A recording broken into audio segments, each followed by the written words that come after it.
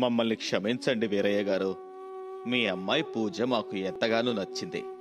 కానీ మీ అమ్మాయి పొడుగు కాళ్ళు ఉన్నాయి చూశారు. మా అబ్బాయి మీ అమ్మాయి కాళ్ళ మోకాళ్ళ దగ్గరికి కూడా లేడు. అలాంటప్పుడు వారిద్దరికీ ఎలా పెళ్లి చేస్తాం చెప్పండి? అయ్యో పర్లేదండి, మాకిదేమీ కొత్త కాదు. అందరూ మా అమ్మాయి పొడుగు ఉండడం వల్ల ఎవ్వరూ కూడా పెళ్లి చేసుకోవడానికి ఒప్పుకోవడం లేదు. ఆ భగవంతుడు తనకి ఆ శాపం ఎందుకిచ్చాడో ఏమో. మీరే దిగులు పడకండి, తనకి తగ్గ సంబంధం తప్పకుండా వస్తుంది. నాన్నా, ఎందుకు నాన్నా ఇప్పుడు ఏమైందని మీరు బాధపడుతున్నారు చెప్పండి? నాకు పెళ్లి కాకపోతే ఏమైనా అవుతుందా? అయినా ఎందుకు నాన్నా పెళ్లి చేసి నన్ను పంపించాలని చూస్తున్నారు? నేను పెళ్లే చేసుకోను. పూజ బాధపడుతూ తన గదిలోకి వెళ్ళింది.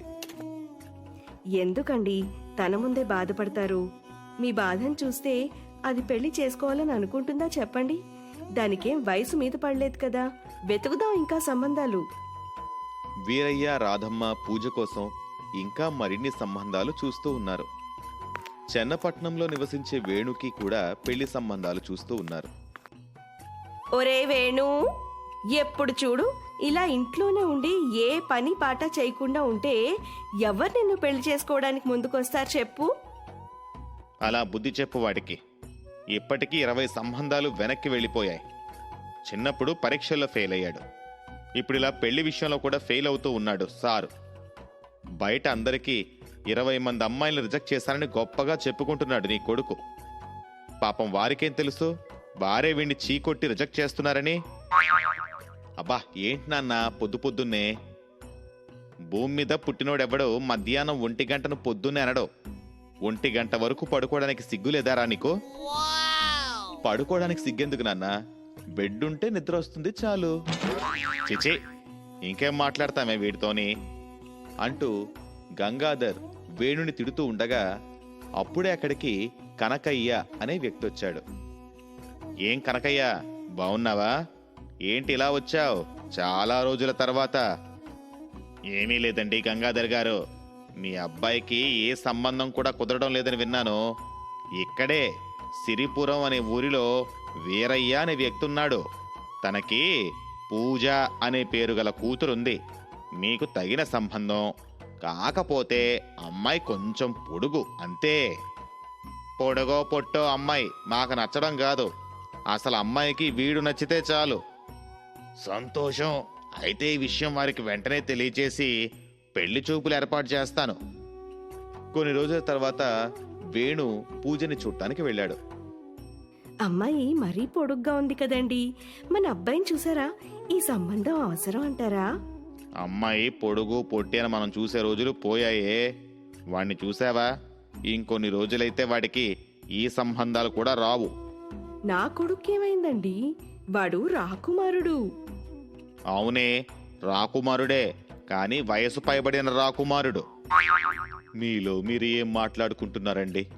అమ్మాయి నచ్చిందా? నాన్న, నచ్చలేదని చెప్పు. నువ్వు కొద్దిసేపు నోటికి తాళం వేస్తావా? ఇంకా నువ్వు రిజెక్ట్ చేసే పొజిషన్లో ఉన్నావనుకుంటున్నావా? అబ్బాయి ఏదో చెప్తున్నాడు. అదే అండి, వాడికి అమ్మాయి చాలా బాగా నచ్చిందంట. సంబంధాలు కలుపుకుందామని చెప్తున్నాడు. ఒక్కసారి అమ్మాయికి కూడా అబ్బాయి నచ్చాడంటే మనం ముహూర్తాలు పెట్టుకుందాం. అమ్మాయికి కూడా అబ్బాయి నచ్చాడటండి. శుభం, ఇక త్వరగా ముహూర్తాలు పెట్టేద్దాం. కొన్ని రోజుల తర్వాత ఒక శుభముహూర్తాన వేణుకి పూజకి పెళ్లి జరిపించారు పెద్దలు. ఏరా వేణు, నీ భార్య నీకంటే పొడుగంట కదా. తనని ముద్దు పెట్టుకోవాలన్నా కూడా నువ్వు నిచ్చినేసుకోవాలంట కదా. అయినా వీడు మన ముందు ఎంత బిల్డప్ కొట్టిండ్రా. వీడికి నచ్చక 20 మంది అమ్మాయిలు రిజెక్ట్ చేశాడంట. ఇప్పుడు చూస్తుంటే 20 మంది వీడిని రిజెక్ట్ చేసినట్లుగా అనిపించడం లేదు. అవునరా, వీడిని మాటలు చెప్పాడో మనకి. అయినా వీడు లక్కీ ఫెలోరా. పళ్ళ కోసం మనలా చెట్లు ఎక్కాల్సిన అవసరం లేదు. వాడి భార్య నిలబడి కోసేస్తుంది. అవునవును రోయ్, కోపం వస్తే అదే కాళ్ళతో వీడిని తొక్కేస్తుందేమో. ఇలా అందరూ వేణుపైన జోకులు వేస్తూ వేణుని ఏడిపిస్తూ ఉన్నారు. ఇంకో పక్క వేణు వాళ్ళిల్లు పూజకి చాలా చిన్నదిగా ఉంది. అమ్మా, పైన చూసుకొని నడువు. అత్తమ్మా, నేను మోకాళ్ళు వంచి నడుస్తున్నా కదా, కాళ్ళు బాగా లాగుతున్నాయి. అరే వేణు, పూజకి మన ఇల్లు ఎత్తు తక్కువగా ఉండటం వల్ల ఇబ్బందిగా ఉందిరా. తన కోసం రేపు ఇంటి పైకప్పు విప్పి ఎత్తుగా కడదాం. ఆ తన ఎత్తుకు తగ్గట్టుగా కట్టాలంటే మనం 2 ఫ్లోర్లు వేసినట్టుగా కట్టాలి. మీరేమైనా చేసుకోండి, నేను మాత్రం ఏ సహాయం చెయ్యను. అరే, మీ నాన్న పైకెక్కి కొత్త గడ్డి కప్పగలడా? ఆయనకి ఈ వయసులో వీలు పడుతుందా చెప్పు? చెప్పాను కదా, మీరేమన్నా చేసుకోండి, నేను మాత్రం ఎలాంటి సహాయం చేయను అంటూ వేణు వెళ్ళిపోయాడు. వీడికి ఇంటి బాధ్యత గురించి ఎప్పుడు తెలుస్తుందో ఏమో. అత్తయ్య గారు, మీరేమీ బాధపడకండి, ఇంటి పైకప్పు గురించి నేను చూసుకుంటాను. పూజ తన పొడుగు కాళ్లతో నిలబడి ఇంటి పైకప్పు మొత్తం విప్పేసి కొత్త కప్పుని చాలా ఎత్తుగా పెట్టింది. అది చూసిన వారు అంతా ఆశ్చర్యపోయారు. ఆ మరుసటి రోజు వాణి అనే ఆవిడ సుశీల ఇంటికొచ్చి, ఏమమ్మా సుశీల, మీ కోడలు మీ ఇంటి పైకప్పుని కప్పుతుంటే చూశాను. 2-3 చేసే పని తను ఒక్కతే చేసేసింది. మేం కూడా ఇంటి పైకప్పుని కప్పించాలి అనుకుంటున్నాం. అందుకోసం మీ కోడలికి డబ్బులు కూడా చెల్లిస్తాను. ఏంటి వాణి, ఏం మాట్లాడుతున్నావు అసలు నువ్వు? నేను నా కోడల్ని పనికి పంపించాలా? ఎలా కనపడుతుంది నా కోడలు అంటూ సుశీల వాణిని తిడుతూ ఉండగా అక్కడికొచ్చి, అత్తయ్య, ఆవిడ్ని తిట్టకండి. నాకు కూడా ఇంట్లో కూర్చుంటే బోర్ కొడుతుంది. అలా బయటికి వెళ్ళి పని చేస్తే అన్నా కొంచెం బ్రెయిన్ ఫ్రెష్గా ఉంటుంది. ఎలాగో నాకు ఆ దేవుడు పొడుక్కాళ్ళు ఇచ్చాడు కదా, వాటిని ఉపయోగించుకొని ఇలా అయినా డబ్బులు సంపాదిస్తాను. వాణిగారు, మీ ఇల్లు ఎక్కడో చెప్పండి, నేను రేపు వచ్చి మీ ఇంటి పైకప్పు కప్పుతాను. అలా పూజ మరుసటి రోజు వాణి ఇంటికి వెళ్ళి ఇంటి పైకప్పు కప్పింది. అది చూసి చాలా మంది పూజని ఇంటి పైకప్పు కప్పడానికి తీసుకువెళ్లేవారు. చూశారా, సుశీల పాపం తన కోడలితో పని చేపిస్తూ డబ్బులెలా సంపాదిస్తుందో. ఆయన ఇంటి కోడలతో అలా పని చేయించి ఎక్కడైనా డబ్బులు సంపాదిస్తారా అసలు? పైగా ఇంట్లో 2 మగవాళ్ళున్నారు. కోడలు పనిచేసి డబ్బులు సంపాదిస్తుంటే ఇంట్లో మగవాళ్లతో సహా కాలు మీద కాలేసుకుని కూర్చొని తింటూ ఉన్నారు. అలా అందరూ నానా విధాలుగా మాట్లాడుకుంటూ ఉండగా ఆ నోట ఈ నోట వెళ్ళి సుశీల చెవిలో ఆ మాటలన్నీ పడ్డాయి. ఏమమ్మా సుశీల, రేపు మీ కోడల్ని పనికి పంపిస్తావా కాస్త? నీకెన్ని డబ్బులు కావాలన్నా కూడా ఇస్తాను. అసలే పనులన్నీ ఆగిపోయాయి. లేదయ్యా, ఇక నుండి నా కోడలు ఎవ్వరింటికి కూడా పని చేయటానికి రాదు, వెళ్ళదు. మీరు వేరే వాళ్ళని చూసుకోండి. ఏమైంది అత్తయ్య? నేను పనిలోకి వెళ్తాను, నేను బాగానే ఉన్నాను కదా, ఏమైంది? ఏమీ లేదమ్మా పూజ, జనాల కళ్ళెప్పుడు కూడా కుళ్ళుతో నిండుంటాయి. మనం బాగుపడుతూ ఉంటే చూసి అస్సలు సహించరు. అయినా ఇంట్లో 2 మగవాళ్ళు ఉంటే నువ్వెందుకమ్మా పనిలోకి వెళ్ళడం చెప్పు? నువ్వు ఏ పనికి వెళ్లాల్సిన అవసరం లేదు, ఇంట్లోనే ఉండు. ఆ రోజు నుండి పూజ ఇంట్లోనే ఉండడం మొదలుపెట్టింది. ఒకరోజు పూజ సుశీల ఇద్దరూ కలిసి కూరగాయల కోసం బజారుకు వెళ్ళగా అక్కడందరూ పూజని చూసి, ఏంకా నయం, ఇంకొద్దిగా ఎత్తుంటే అందరూ ఆమెని పెద్ద కొండని చూసినట్లుగా చూడవలసి వచ్చేది కావచ్చు అని అందరూ పూజ ఎత్తుపైన జోకులు వేసి నవ్వుకుంటూ ఉన్నారు. ఆ మాటలు వినపడినా కూడా పూజ ఏమీ పట్టించుకోకుండా తన పని తను చేసుకుంటూ ఉంది. ఇంతలో అక్కడ దగ్గరలో ఉన్న నది అవతలి గట్టు వైపు ఒక పిల్లవాడు ఉండి ఏడుస్తూ ఉన్నాడు. అయ్యో, నా బాబు తెప్పలో అటువైపు వెళ్ళిపోయాడు. ఎవరైనా నా బాబుని ఇటువైపుగా తీసుకురండి, నా బాబు అంటూ ఆ మహిళ ఏడుస్తూ అందర్నీ బ్రతిమలాడుతూ ఉంది. అమ్మా, అసలు నీ పిల్లాన్ని ఆ తెప్పని తీసుకొని ఎవరు వెళ్ళమన్నారు చెప్పండి? ఇప్పుడు నది ప్రవాహం చూసారా, చాలా పెరిగిపోయింది. అటువైపు వెళ్ళి నీ బాబుని ఎవ్వరూ తీసుకురాలేరు. అలా అనకండి అయ్యా, దయచేసి నా పిల్లవాడినైనా తీసుకుని రండి. నీకు చెబితే అర్థం కావడం లేదా? ఇప్పుడు నీ బాబు కోసం మా ప్రాణాలు అడ్డం పెట్టాలా? చెప్పమ్మా, వెళ్ళు వెళ్ళు. ఎందుకండి అలా అంటున్నారు? పాపం ఇంతమంది ఉన్నాం, మనం ఇటువైపుగా ఆ పిల్లవాడిని తీసుకురాలేమా? పాపం ఆ తల్లి బాధ చూడండి, తన పిల్లవాడి కోసం ఎలా బాధపడుతుందో. నీకు ఆమెపై అంత జాలుంటే నువ్వే వెళ్ళి ఆ బాబుని కాపాడి తీసుకొనిరా, మాటలు చెప్పడం కాదు. నేనే వెళ్ళి బాబుని తీసుకొస్తాను. అమ్మా పూజ, ఆ నది ప్రవాహం చూసావా ఎలా ఉందో? ఎందుకమ్మా నీకంత రిస్కు? ఒక్కసారి ఆలోచించు, మనకి ఇవన్నీ అవసరమా? అత్తయ్య, ఒక్కసారి ఆ తల్లి ముఖం చూడండి. తన బిడ్డ కోసం ఎంత పరితపిస్తుందో. అయినా ఇక్కడ ఇంతమంది ఉండి ఆవిడికి సహాయం చేయలేకపోతే అసలు మానవత్వం అనే మాటకి అర్థమే లేదత్తయ్య. అంటూ పూజ అక్కడే ఉన్న ఒక పెద్ద తాడు తీసుకుని ఆ తాడుని అక్కడ ఉన్న పెద్ద చెట్టుకు కట్టి, ఇప్పుడు నేను ఈ తాడు సహాయంతో నది అవతల వైపుగా వెళ్లి బాబుని తీసుకుని వస్తాను. మీరు ఈ తాడు జారిపోకుండా చూడండి. అంటూ పూజ ఆ తాడుని పట్టుకొని నది అవతల వైపు తన పొడుగు కాళ్లతో సులభంగా నడుచుకుంటూ వెళ్లి బాబుని తీసుకుని సురక్షితంగా తీసుకొచ్చింది. ఇదిగో అండి మీ బాబు. అమ్మా పూజ, నీ మేలు నేను ఈ జన్మలో మర్చిపోలేను. మీరు నా బాబుకి మరో జన్మని ఇచ్చారు. ఇక్కడ ఇంతమంది ఉన్నా కూడా ఎవ్వరు కూడా ధైర్యం చేసి ముందుకు రాలేదు. మీకు మంచి కోడలు వచ్చిందమ్మా అంటూ పూజ గురించి గొప్పగా మాట్లాడిందావిడ. ఆ మాటలకి సుశీల ఎంతో గర్వపడింది. అక్కడ ఉన్నవారందరూ పూజని పొగుడుతూ మాట్లాడుతున్నారు. నది దగ్గర జరిగిన విషయాన్ని ఇంట్లో గంగాధర్కి చెప్తూ పూజని పొగుడుతూ ఉంది సుశీల. అసలు మీరక్కడ ఉండాల్సింది. పూజ అబ్బాయిని ఎలా కాపాడిందంటే అంటూ ఇంకా చెప్పబోతూ ఉండగా గంగాధర్, అబ్బా సుశీల, ఇప్పటికి 100 సార్లు చెప్పావు ఇదే విషయం.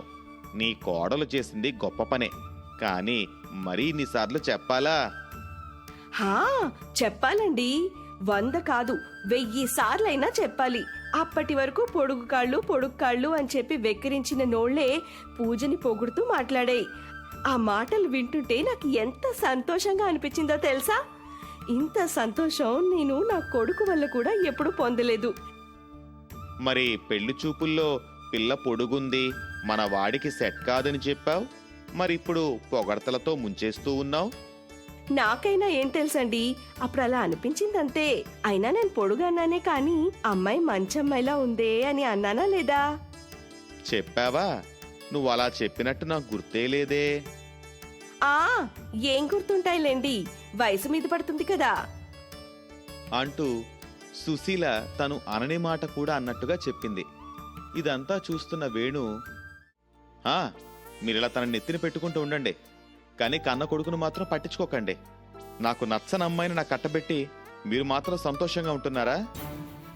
ఇప్పుడు ఆ అమ్మాయికి ఏమైందిరా? కాస్త పొడుగు అంతే కదా, అంత మాత్రం దానికి ఏమవుతుంది? ఏమవుతుందా? బయట నా ఫ్రెండ్స్ అందరూ నన్ను ఎలా ఏడిపిస్తున్నారో తెలుసా?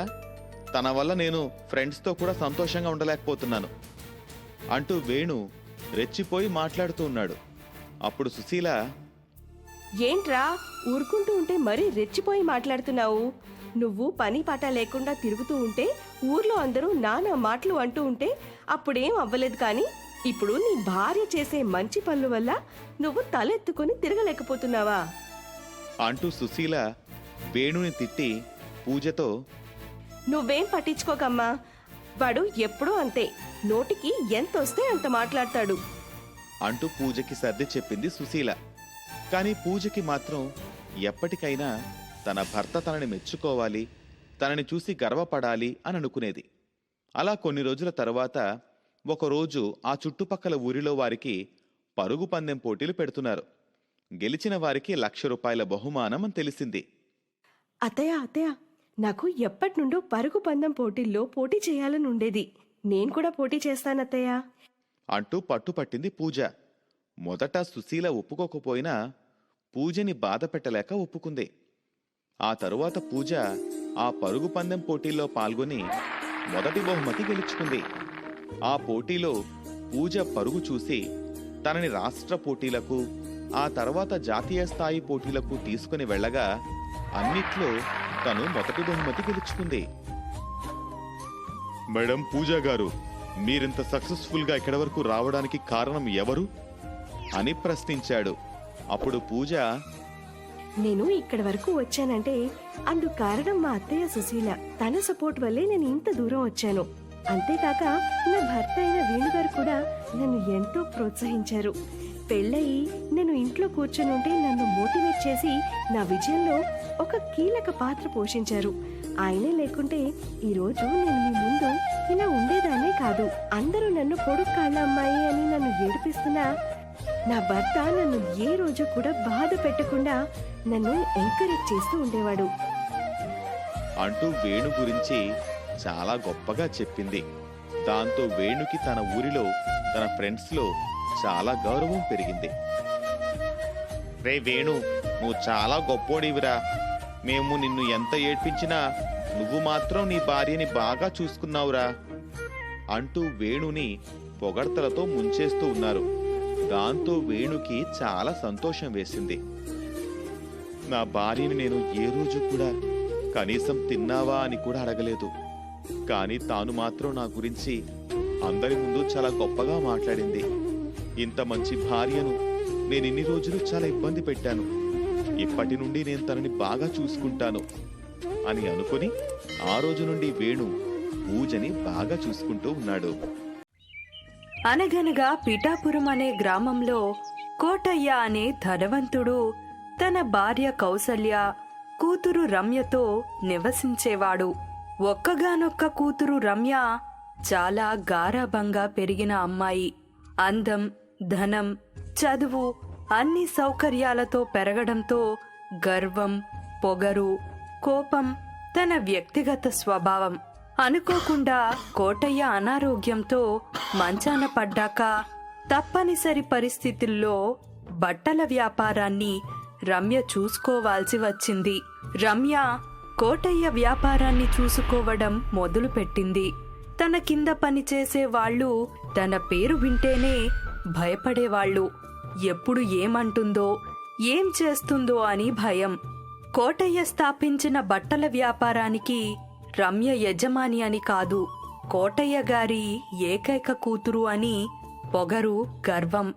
రమ్యకి అనుకున్నట్టుగా పని చెయ్యకపోతే పనిలో నుంచి తీసేస్తుంది అని తన దగ్గర పనిచేసే వాళ్ళకి చాలా భయం. ఒకరోజు తన దగ్గర చాలా ఏండ్లుగా పనిచేస్తున్న కేశవ వాకిలి తలుపు తీస్తుండగా బండి ఆపి దిగి రమ్య కేశవతో ఇలా అంటుంది. ఏంటి, కళ్ళు కనిపించట్లేదా? గేట్ తీయడానికి ఎందుకంత ఆలస్యమైంది? అమ్మగారు, మీరు బండి తీసేది చూసి పరిగెత్తుకొచ్చి తీస్తూనే ఉన్నా. 30 సెకండ్లయింది. నీకు బుద్ధుందా? సమయం విలువ తెలుసా? అమ్మగారు క్షమించండి. నిన్ను అడగడం నా బుద్ధి తక్కువ. టైం అంటే ఏంటో తెలుసుంటే ఈ ఉద్యోగం చేసే గతి ఎందుకు పడుతుంది అని కోపంగా ఉన్న రమ్యను చూసి కేశవ క్షమించమని, ఇక మళ్ళీ ఇలాంటి తప్పు జరగదని అడుగుతున్నా కేశవ మాట పట్టించుకోకుండా రమ్య ఇలా అంటుంది. ఇలాంటి మనుషులు నా దగ్గర పనిచేయడం నాకిష్టం లేదు. రేపటి నుంచి నువ్వు పనికి రావాల్సిన అవసరం లేదు అని విసురుగా మాట్లాడుతుంది. కేశవ ఎంత క్షమించమని బ్రతిమిలాడినా వినకుండా కేశవని పనిలో నుంచి తీసేసి తన బండి ఎక్కి అక్కడి నుంచి వెళ్ళిపోతుంది. పనికి చేరుకున్నాక కూడా రమ్య కోపం తగ్గలేదు. ఇంతకీ రమ్య అప్పుడు ఏం చేసిందో తెలుసా? రమ్య చేతి కింద పనిచేసే మోహన్ చేయని తప్పుకు బలి అయ్యాడు. నీకు తెలుసా, నువ్వు చేసే ఈ చిన్న తప్పు వల్ల ఎన్ని లక్షలు నష్టపోతామో? అయ్యో, ఏం జరిగిందమ్మగారు? నీకు తిండి ఎక్కువైంది. ఇచ్చిన పనిని చెప్పినట్టుగా చెయ్యి. అమ్మగారు, మీరు చెప్పినట్లుగానే ఆ పత్రాలను వాళ్ళ మనిషి రవితో పంపాను. వాళ్ళకి అనుకున్న సమయానికి అందలేదని తెలిసింది. నాకు పత్రాలు ఇచ్చిన రోజే నేను ఆలస్యం చేయకుండా ఇచ్చేశాను అమ్మాయి గారు. ఆలస్యం అయితే ఎవరి వల్ల అయిందో తెలుసుకోవాలి కదా. మధ్యలో ఆదివారం సెలవు వచ్చింది కదా, ఆలస్యం అయి ఉంటుంది అమ్మాయి గారు. నువ్వేం చేస్తున్నావు కనుక్కోవాలి కదా. జీతం దేనికి తీసుకుంటున్నావు? క్షమించండి, వాళ్ళు ఆలస్యం చేస్తే అది నా తప్పెలా అవుతుంది అమ్మాయి గారు? ఎక్కువ మాట్లాడుతున్నావు. నాకే సమాధానం ఇచ్చే ధైర్యం వచ్చింది.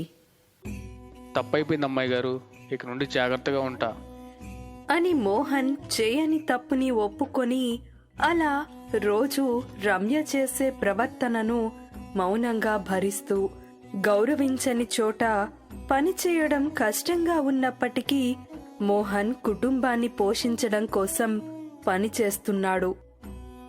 మొన్నటికి మొన్న రమ్య చేసిన పనికి మోహన్కి కోపంతో పాటు చచ్చిపోవాలన్నంత పనైంది.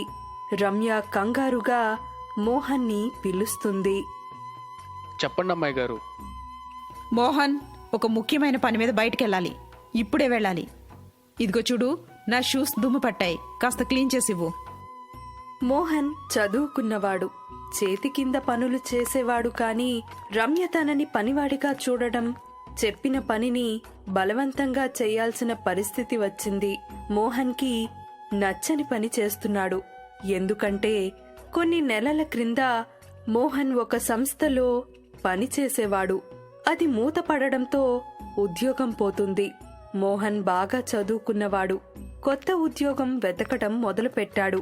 కాని ఎక్కడా దొరకకపోవడంతో నిరాశగా ఇంటికి రాగానే తన భార్య పరిగెత్తుకుంటూ తన దగ్గరికి వచ్చి ఇలా అంటుంది. మోహన్, ఉన్నట్టుండి మన పాప స్పృహ తప్పి పడిపోయింది. అది విన్న మోహన్ తన ఒక్కగానొక్క కూతురిని వెంటనే వైద్యుడి దగ్గరికి తీసుకుని వెళ్ళాడు. వైద్యుడు అన్ని పరీక్షలు చేయగా మోహన్ని పిలిచి వైద్య నివేదిక ఇచ్చి ఇలా అంటాడు. మీరు ధైర్యంగా ఉండాలి. నేను చెప్పేది మీకు బాధ కలిగించవచ్చు. డాక్టర్, మా పాపకి ఏమైంది అని ఏడుస్తుంది. మీ పాపకి గుండెలో రంధ్రం ఉంది. రంధ్రమా? ప్రమాదమేం లేదు కదా. మీ కుమార్తె శస్త్రచికిత్స చేయించుకోవాలి, లేకపోతే సమస్య పెరుగుతుంది. ఏమైనా అవ్వచ్చు. ఎంత డబ్బు కావాల్సి ఉంటుంది చికిత్స చేయటానికి? 5 లక్షలైతే సరిపోతుంది. మోహన్ ఉద్యోగం పోయింది.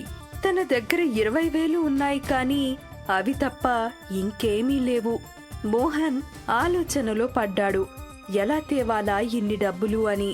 అప్పుడే వార్తాపత్రికలో సహాయకుడు కావాలని ప్రకటన పడింది. అది చూసి తన అవసరాన్ని గుర్తు చేసుకుని వెంటనే అక్కడికి చేరుకుంటాడు. అక్కడ యజమాని రమ్య మోహన్ చదువుకున్న పత్రాలను చూసి ఇలా అంటుంది. బాగా చదువుకున్నవాడివి, కానీ నాకు వాటితో పనిలేదు. ఎంత చదువుకున్నా ఎన్ని రోజులు ఖాళీగా ఎందుకున్నావు? ఇవి దేనికి పనికిరాలేదా? అని రమ్య ఏమంటున్నా పట్టించుకోడు. మోహన్కి ఉద్యోగం కావాలి అనే ఆలోచనతో అక్కడికి వచ్చాడు. నాకు పనిచ్చి చూడండి. నాకు కావాల్సింది చదువుకున్నవాడు కాదు, నా చేతి కింద పని చేసేవాడు కావాలి. నాకు ఒక్క అవకాశం ఇవ్వండి. అయితే 6 నెలలు చూస్తా. ఆ తర్వాత నాకు నీ పని నచ్చితే ఉంటావు. మోహన్కి ఈ ఉద్యోగం చాలా అవసరమైనది. అందుకే ఏం చేయడానికైనా ఒప్పేసుకున్నాడు. ఒప్పుకున్నాక కొద్ది రోజుల్లోనే రమ్య ఎలాంటిదో తెలిసింది. పని మొదలుపెట్టిన 2వ రోజు జరిగిన విషయంతో మోహన్కి రమ్య స్వభావమేమిటో తెలిసింది. మోహన్ పనిలో ఉండగా అతని భార్య కబురు పంపుతుంది, పాపతో వైద్యుడి దగ్గర ఉంది అని. కబుర్లేంటి? తెలీదా పనిలో ఉన్నావని? అని రమ్య కసురుకుంది. అమ్మాయి గారు, అది నా కూతురి ఆరోగ్యం బాలేదు అని కబురు పంపింది. నీ భార్య ఏం చేస్తుంది చూసుకోకుండా? వైద్యుడి దగ్గర ఉంది అని. పనిలో ఉన్నప్పుడు పని మాత్రమే చేయి, లేకపోతే వెళ్ళి ఇంటి పనులు చూసుకుంటూ నీ పెళ్లంతో పడుండు. వైద్యుడి దగ్గర ఉంది అని కుటుంబ బాధ్యతను గుర్తు చేసుకుని ఈ ఉద్యోగం మోహన్కి చాలా అవసరమని క్షమించమంటాడు. కానీ ఇలాంటి మనిషి కింద ఉద్యోగం చేస్తున్నందుకు బాధపడతాడు. ఇంతలో ఒక సంఘటన తన జీవితాన్నే మార్చేసింది. ఒకరోజు రమ్య వ్యాపారానికి సంబంధించిన ఒక వ్యక్తిని కలవడానికి మోహన్ని తన వెంట తీసుకుని వెళ్ళింది. రాత్రి సమయంలో తిరిగి వస్తుండగా రమ్య బండి వేగంగా నడుపుతున్న సమయంలో, అమ్మాయి గారు, బండి కొంచెం నెమ్మదిగా నడపమానండి. నేనేం చెయ్యాలో నువ్వే నాకు చెప్తావా? మాట్లాడకుండా కూర్చో. అది రాత్రి సమయం. మోహన్ చెప్పినా వినకుండా నడుపుతుండగా ఆమె వేగాన్ని నియంత్రించలేకపోయింది. మరియు కాలిబాట మీద పడుకున్న 4 మనుషుల మీద బండి ఎక్కించి చంపేసింది. అమ్మాయి గారు, ఎంత పనిచేశారు? వాళ్ళు చనిపోయారు. అయ్యో, ఏంటి ఇలా జరిగింది? ఇంక నాకు జైలు తప్పేలా లేదు. అమ్మాయి గారు, నేను చెప్తూనే ఉన్నా. రమ్య ఆలోచనలు పడింది, ఏం చెయ్యాలి అని. ప్రమాదం జరిగిన చోట చుట్టుప్రక్కల వారంతా గుమ్మిగూడారు. రమ్య కంగారు పడింది. తన మనసులో తప్పించుకునే ఆలోచన వచ్చింది. మోహన్, నేను చెప్పినట్టుగా చెయ్యి. ప్రమాదానికి నువ్వే బాధ్యతని ఒప్పుకో. అమ్మాయి గారు, నేను ఎలా? నాకు బండి నడపడమే రాదు. అదంతా నేను చూసుకుంటాను. నా భార్య, నా పాప. నీ పాపకు బాలేదు కదా, నేను చూసుకుంటాను. నువ్వే చేశానని ఒప్పుకో. మోహన్ ఆలోచిస్తుండగా ఇప్పుడు నువ్వు ఒప్పుకోకపోతే చాలా నష్టపోతావు. నీ ఉద్యోగం పోతుంది. చికిత్స చేయించకపోతే నీ కూతురు పోతుంది. ఆలోచించుకో. మోహన్ నిజాయితీగా ఉంటే నష్టపోయేది తానే అని ఆలోచిస్తుండగా నీ ఇంటి బాధ్యత నేను తీసుకుంటాను అని రమ్య అనగా మోహన్కి ఒప్పుకోవడం తప్ప వేరే దారి కనిపించక తాను ఆ తప్పు చేశాను అని ఒప్పుకుంటాడు. రమ్య చేసిన తప్పుకి శిక్ష మోహన్కి పడింది, కానీ రమ్యకి మాత్రం పాపం చుట్టుకుంది. రమ్య ప్రశాంతంగా నిద్రపోయే రోజే లేకపోయింది. తాను మాట ఇచ్చినట్టుగా మోహన్ కూతురు చికిత్సకు మోహన్ భార్యకి డబ్బులు ఇచ్చి వస్తుండగా చనిపోయిన ఆ నలుగురు తన ముందు నిలబడినట్టుగా కనిపించసాగారు. భయపడుతూ ఇంటికి వస్తుంది.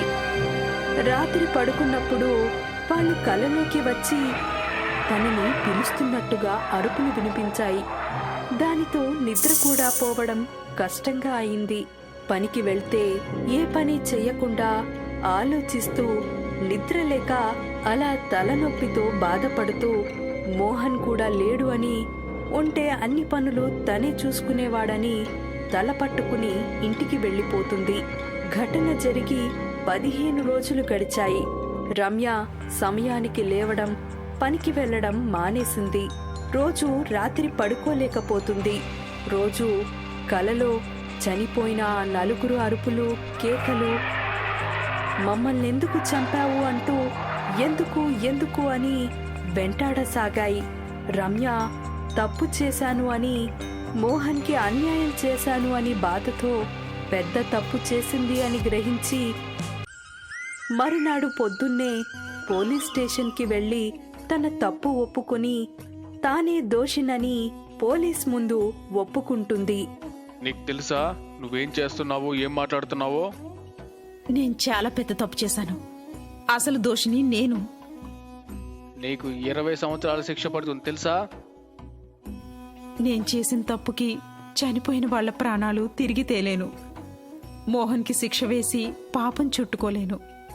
నేను నరకం అనుభవిస్తున్నాను. అసలు దోషిని నేనే అని ఒప్పుకున్నాక మోహన్ని విడుదల చేసి రమ్యకి శిక్ష వేశారు. 20 సంవత్సరాలు గడిచాయి. రమ్యని విడుదల చేశారు. రమ్య ఇంటికి వస్తుంది. తన తండ్రి ఇక లేరు అని తెలిసి చాలా బాధపడుతుంది. రమ్య చెప్పినట్టుగా మోహన్ ఉద్యోగం చేస్తూ వ్యాపారాన్ని నిజాయితీగా మంచి లాభాలతో చూసుకుంటున్నాడు. ఒక ఘటన రమ్య జీవితాన్ని మార్చేసింది. ఇప్పుడు తను అందరినీ గౌరవిస్తూ బాగా చూసుకుంటుంది.